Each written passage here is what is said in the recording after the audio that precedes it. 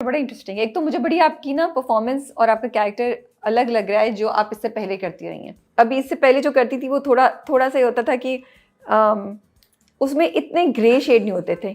ये वाली जो खातून है ना, ये इतनी सीधी नहीं है, ठीक है। She is not negative, completely negative, but ये सीधी भी नहीं है, और ये भी है कि कहीं कहीं वो एक्चुअली अपनी इंटेंशन भी हो, लेकिन कहीं कहीं वो नशवा के लिए बात कर देती है, अपनी भी सेल्फिश पर्पसेस के लिए, बट कर देती है। उसको पता है कि उसका मियाँ बख्तियार क्या कर रहा है। ये मैं क्वेश्चन करना था। मुझे लगता है कि आपने मेरा रिव्यू सुना हो तो मैंने कहा था ये ना शीशे के सामने खड़े होकर वार्निंग दे रही हो बख्तियार को। हाँ नहीं, ये वार्निंग नहीं दे रही, ये बेचारी सिर्फ अपने आप को तसल्ली दे रही है कि मैंने तुम्हें कह दिया। उसे पता है, उसे कोई फर्क नहीं पड़ता। बट इसको पता है कि इसको पता है कि वो क्या क्या करता है, क्या नहीं करता, और इसको बड़ी तकलीफ है कि वो मेरी तरफ नहीं देखता।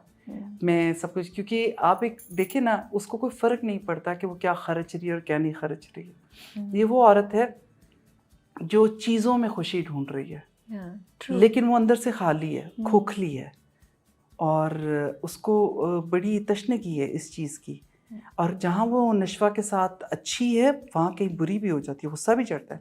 जहाँ वो बिस्मा को बहुत पसंद करती है और कज़न्स हैं दोनों आपस में, तो वहीं कहीं ना कहीं उसकी खामोशी उसको काटती है कि ये इतनी खामोश और बेचारी बन के भी कहीं ना कहीं बख्तियार की नज़रों में आ जाती है। ठीक है, तो वो चीज़ उसको बहुत इरिटेट। तो वो जो मिरर के अंदर आपने अक्स देखा है, वो एक्चुअली यही था।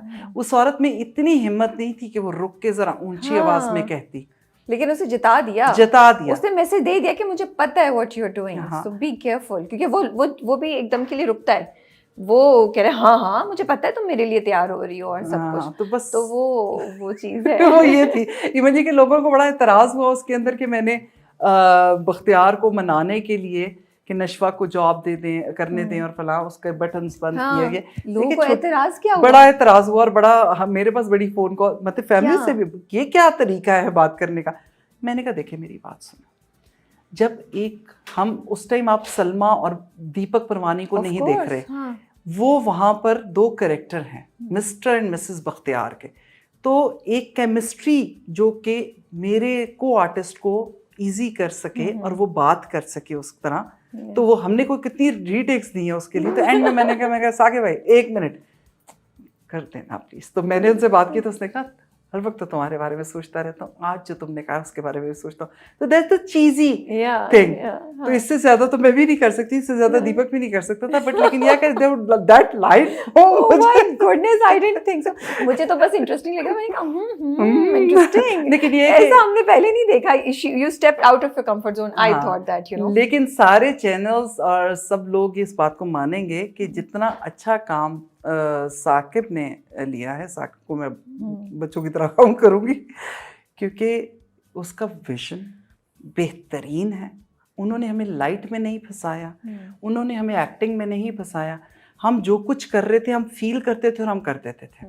उन्होंने हमें सेंटेंसेस में नहीं फंसाया। इवन ये कि दीपक ने आज तक जितना भी काम किया, बहुत बड़े बड़े प्रोजेक्ट्स किए हैं, लेकिन इस अंदाज में दीपक को यूटिलाइज नहीं किया गया, इस तरह उसकी एक्टिंग को बाहर नहीं लाया गया।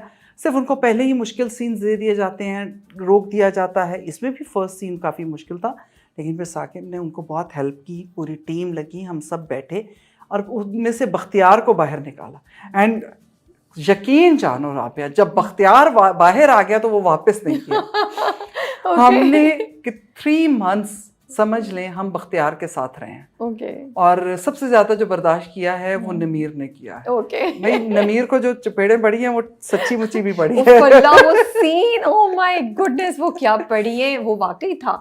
वो तो मैं आई एम लाइक, एक दफा किया था उन्होंने, 2 दफा? नहीं, ये सीन दो दफा, क्योंकि एक होता है बड़ा मास्टर, एक होता है छोटा। 2 दफा में, और इसमें रुका नहीं है। एंड अब यकीन जानो, क्या तो सीन हुआ है और क्या इन दोनों ने खूबसूरती से किया, बकायदा उसको उठा के फेंका है। एंड जिस गुस्से को, जिस एंगर को लेकर वो आए हैं और बातें सुनते हुए वहां से नीचे उतरे, ये तो कमाल था। ये तो मैं दीपक के साथ बैठ के बात करूंगी आपके साथ, लेकिन जो उन्होंने किया, he did excellent, is a very fine artist, ये मैं कहूँगी अब।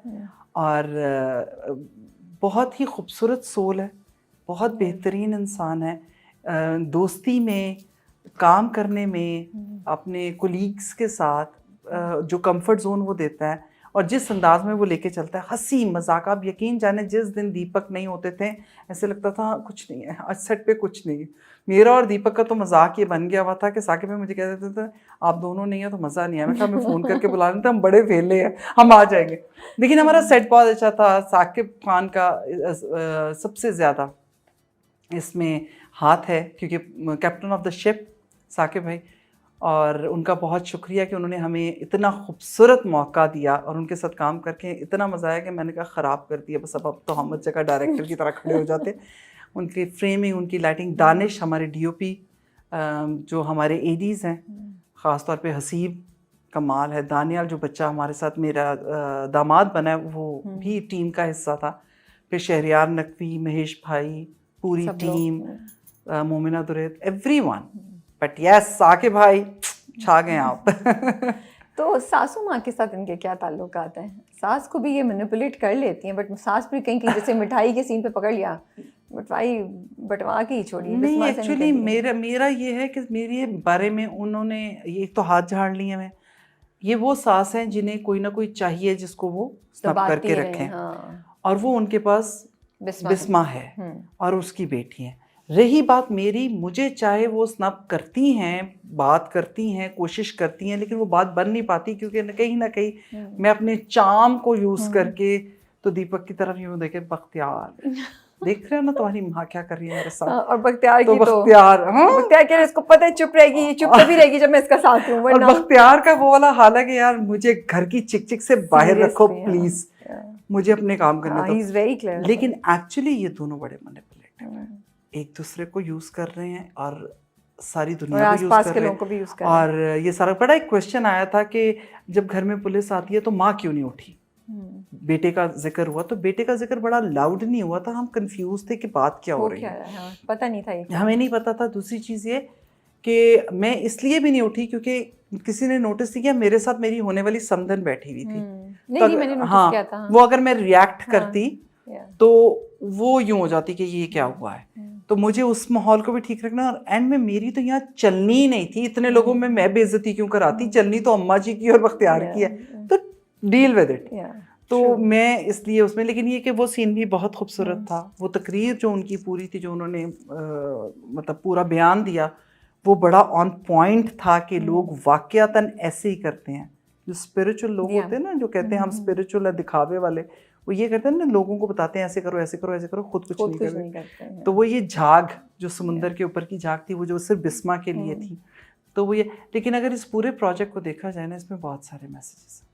दैट्स ट्रू, बहुत सारे मैसेज। नहीं, it's a very good drama. मुझे तो बड़ा मजा आ रहा है उस ड्रामे को देख के। ये बहुत सारे, अभी तो आप आगे नमीर का काम देखेंगे। एंड नमीर को मैंने डे 1 में कहा था, बच्चे ये यहाँ से 2 लोग अगर ना रिकग्नाइज हों तो मुझे बताना, एक तो बख्तियार और एक नमीर को, क्योंकि अमार ने बहुत अच्छा काम किया है, डिड एक्सीलेंट। आज तक उसे भी इस अंदाज में कोई काम नहीं मिला। गैर भी आपका बहुत अच्छा जा रहा है, उसमें भी मुझे आपकी परफॉर्मेंस बड़ी। अभी जो रिसेंट सीन था जिसमें वो फरजाद बताता है, फिर वो फरजाद की और माँ की कॉन्वर्सेशन थी, that was a really good scene, very powerful. उसका एंड भी बहुत अच्छा लगेगा आपको, क्योंकि चाहे कुछ भी है, हम नहीं भूल पाते इस बात को। आपको याद होगा एक ड्रामा आया था मेरे पास तुम हो, उसका मैंने रिव्यू दिया था एक प्रोग्राम में, लेकिन किसी को ये बात नहीं समझ में थी। सबने मुझे कहा, बड़ा कुछ मेरे पास लिखा हुआ भी आया, आपको चाहिए था कि वो माफ़ कर देता, हमायूं माफ़ कर देता आयज़ा को, तो मुझे हंसी आई थी। तो मैंने एक लफ्ज़ बोला था, मैं कहा इतने रेप केसेस होते हैं, इतनी बच्चियाँ होती हैं, अब्यूज़ होती हैं,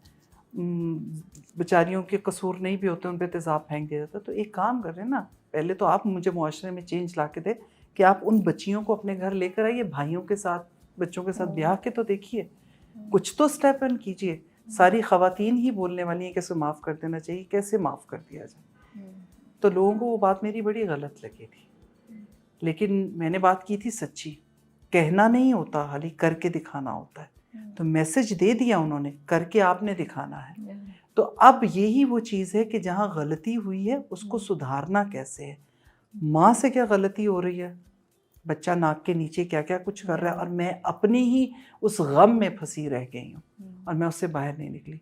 तो ये भी एक आज की पूरी जो कॉन्वर्सेशन हमने की ना माँ और बच्चे की, ये उसका निचोड़ है। जब माएँ अपने आप में रह जाती है, मैं मेरी जिंदगी उसका गम, गुजर गया टाइम,